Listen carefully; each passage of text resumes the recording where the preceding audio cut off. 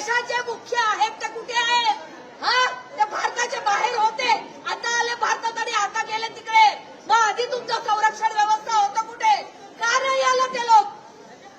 काय तो प्रत्युत्तर काय देणार तुम्ही? पण ही माणसं कुठून आणणार जी गेली आहेत ती? एवढ्यासाठी का जाता भारताचे माणसं? प्रत्येक पर्यटन स्थळावर तुमची सुरक्षा व्यवस्था आहे कुठे?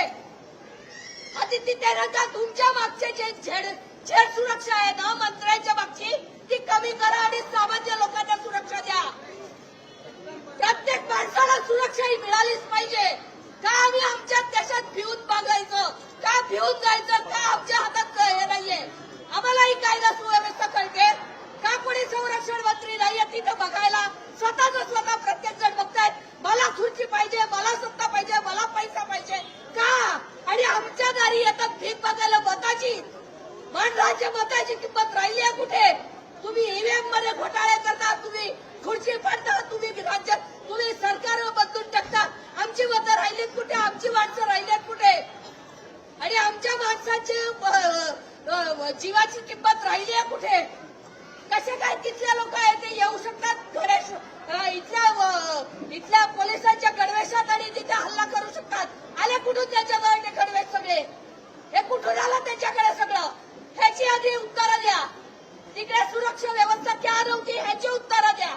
ते कोणाचा धर्म विचारून गेले हे उत्तर नाहीये त्याच्यावर. आणि दिशाभूल करू नका लोकांची. तुमची सुरक्षा यंत्रणा तिथे का नव्हती याचं उत्तर द्या सरकारने. आणि प्लीज असं दुःखद घटना असेल ना सामान्यांनी व्हिडिओ काढायचे बंद करा. आणि त्या कुटुंबावर काय अवस्था आली आणि तुम्हाला ते व्हिडिओ काढायचा सगळ्यांना कशाला काढायचंय? मजा येते म्हणून व्हिडिओ काढतात.